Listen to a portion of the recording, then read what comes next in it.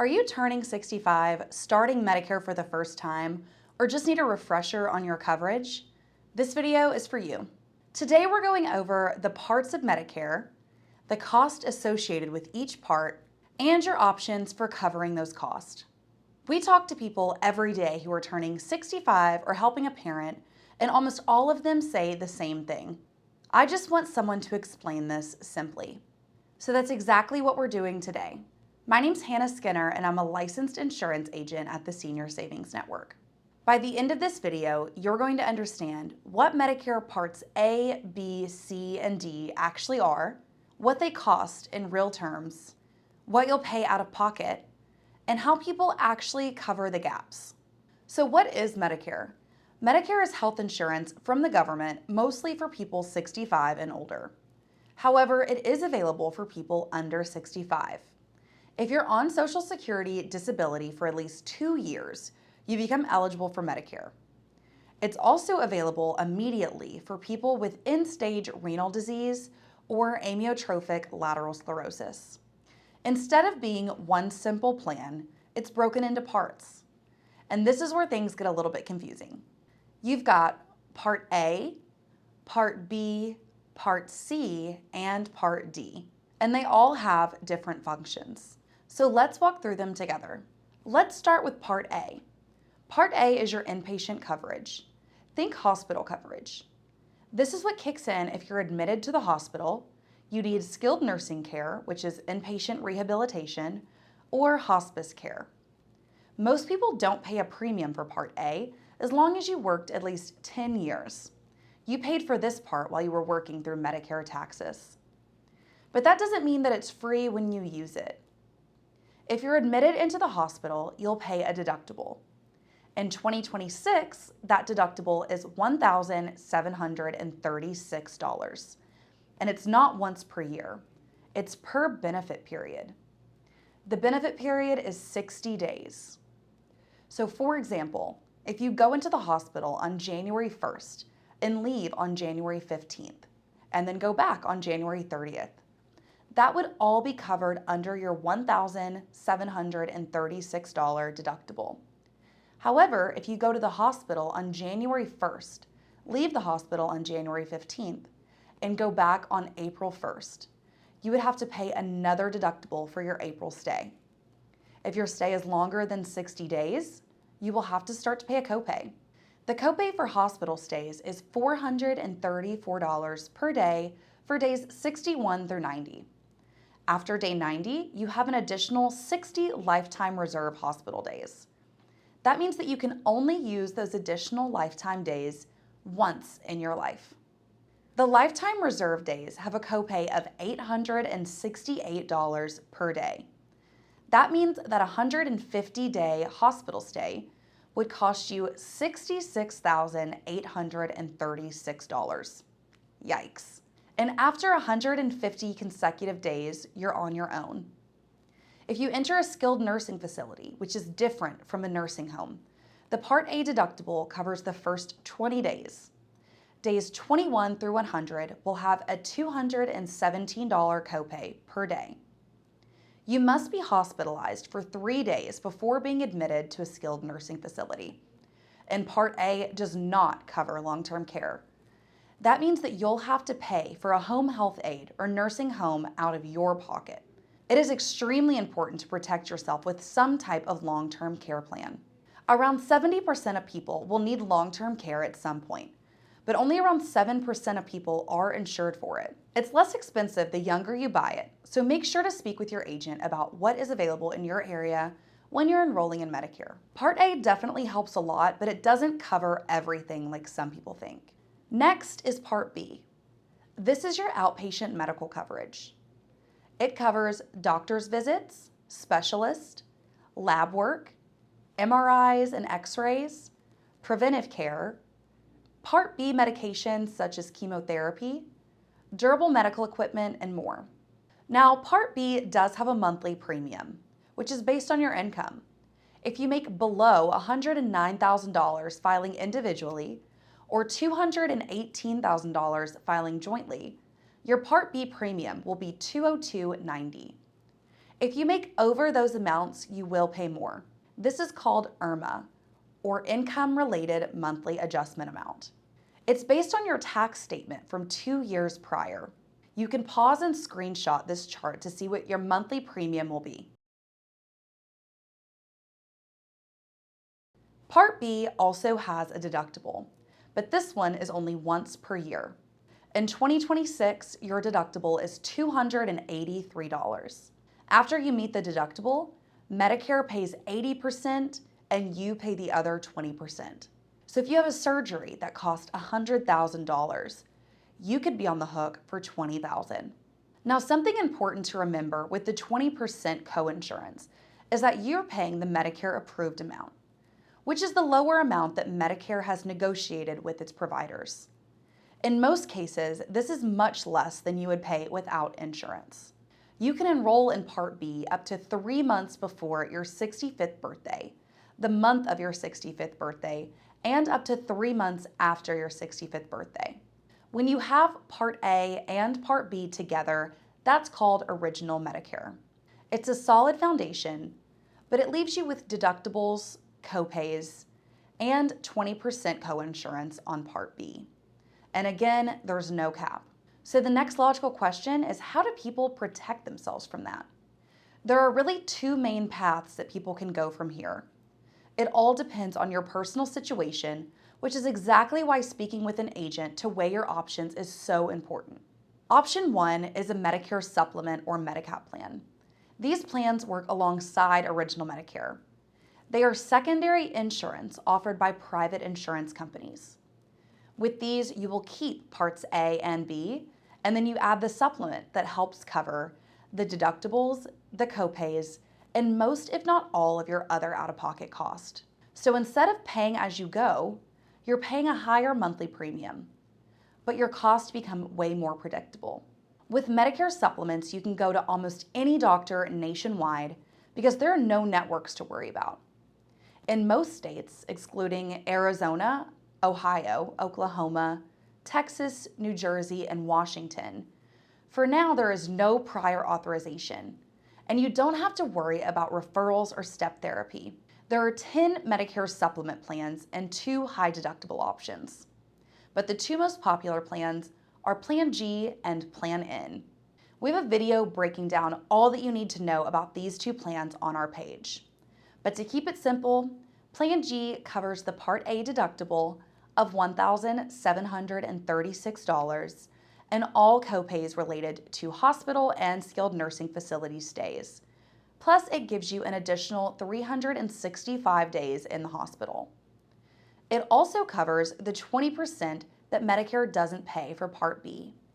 So all that you have to worry about is the Part B deductible of $283. Plan N also covers the Part A deductible of $1,736 and all copays related to hospital and skilled nursing facility stays. Plus, it also gives you an additional 365 days in the hospital. It covers the Part B coinsurance of 20% just like Plan G, but after paying the Part B deductible on this plan, you can have up to a $20 copay at the doctor's office and up to a $50 copay at the emergency room. This plan does not cover excess charges, which in simple terms is an overage charge from providers that don't accept Medicare assignment or the agreed upon amount that Medicare sets. This charge is capped at 15% of the Medicare approved amount. Again, we have a video that explains these 2 plans in much more depth on our channel. You have 6 months before your Part B effective date and 6 months after to enroll in a Medigap plan with no health questions asked. To find out which plan is right for you, I suggest calling our office to speak with an agent one-on-one about your health history and your budget. We can go over all of your options and find the plan that fits within your lifestyle. Option 2 is Medicare Advantage, which is also Part C of Medicare. This is a completely different way to get your Medicare coverage. When you go on a Medicare Advantage plan, you're basically putting your Parts A and B on pause. You can no longer use them. However, you do still have to be enrolled in them. Instead of the government managing your care directly, Your care is now being managed entirely by a private insurance company. These plans bundle everything together. However, you do still have to pay the Part B premium in most cases. And here's how they really work. Instead of paying more upfront, you pay copays as you go. So, doctor's visit could be $20 to $50 per visit. Hospital stays, you'll have a daily copay that could total more than $2,500 per stay. Cancer diagnosis, you're responsible for 20% of the cost. The upside is these plans do have a maximum out-of-pocket limit, but they can be up to $13,900 per year.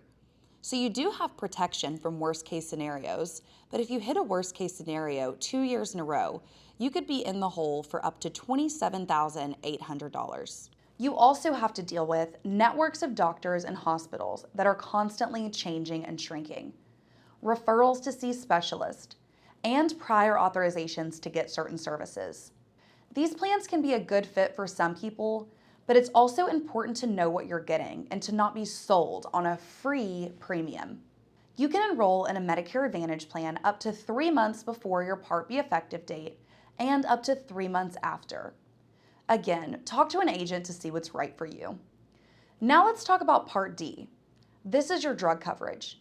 If you go the original Medicare route, you'll usually add a standalone Part D plan. It's not mandatory, but you will be assessed a late enrollment penalty if you do not take it when you're first eligible. If you choose a Medicare Advantage plan, drug coverage is typically included. Costs vary depending on what medications you take and your zip code, but generally premiums can range from $0 a month up to almost $200 a month. The maximum deductible for 2026 is $615 for the year. That means that you would pay the first $615 for your medications. This part also depends on the plan and medications that you take. Some plans don't have a deductible for certain medications, so you might not end up paying it. Each medication might have a different copay depending on which level or tier it falls under. Some are cheap, some not so much. There is a maximum out-of-pocket for Part D. In 2026, the maximum out-of-pocket is $2,100. You might have heard of the donut hole before. Well, the good news is the donut hole is gone. Once you hit the $2,100 threshold, you're done for the year. You can enroll in a Part D plan up to 3 months before your 65th birthday, the month of your 65th birthday, and up to 3 months after your 65th birthday. Now, we mentioned earlier that you might be charged more for your Part B premium if you make more than a certain amount. This is called IRMAA, and it's basically a tax based on your income. If you made above a certain amount, Medicare will charge you more for Part B and Part D, and they base it on your income from 2 years ago. So I've had people retire and say, "Why am I paying so much? I don't make that much anymore." Or, "I don't make that much. I sold my house last year." The good news is, in most cases, you can appeal if your income has dropped. You'll fill out Social Security Form SSA-44 if you believe that your income assessment is not accurate. And remember, they reassess this every year based off your income 2 years prior. So if you sell your house or inherit money, please be aware that this could change your Part B premium. There's one last thing to note about enrolling in Medicare. If you're eligible to take Medicare and you choose not to, you'll be charged a penalty for both Part B and Part D. These penalties are permanent and they cannot be taken off. You have to pay them for the rest of your life. The Part B penalty is a 10% increase to your monthly premium for every full 12-month period that you could have been enrolled in Part B, but you weren't. For example, if you were supposed to enroll in Medicare at age 65 and you waited until age 68, your premium will now be over $260 a month instead of $202.90. And this is if you're not assessed IRMAA. For the Part D penalty, you'll pay 1% of the base national average premium for each month that you were not enrolled past your eligibility date. The base national average premium for 2026 is $38.99. That means that you would be assessed a 38-cent penalty for each month that you are not enrolled. In our earlier example, that would be over $13 per month in late enrollment fees. Now, there is an exception to this rule. If you're working past 65 and continuing your work coverage, you can delay taking your Part B and Part D. You must, however, have credible employer group coverage, which covers more than 20 employees. If you're not sure if your coverage is creditable to Medicare, give us a call and we'd be happy to help you check. So if we zoom out, here's what all of this looks like in real life. You've got two main paths. Path 1 is Medicare A and B, add a supplement and add a Part D prescription plan. This is way more predictable with less surprise billing and a lot more freedom. Path 2 is a Medicare Advantage plan, or Part C. It's lower upfront cost, but you pay as you go and you have a lot more restrictions. With these plans, we typically recommend adding a hospital indemnity or a cancer plan to protect from catastrophic events. There's no one-size-fits-all answer here. It really depends on your budget, your health, how often you go to the doctor, and how much flexibility you want. If you take nothing else away from this video, take this. Medicare is a great foundation, but it doesn't cover everything. And the decisions you make when you first enroll can impact your cost long-term. If this helped clear things up, let me know in the comments. And if you have more questions, also let us know in the comments. If you want help figuring out what makes sense for your situation, please give us a call. Our services are completely free.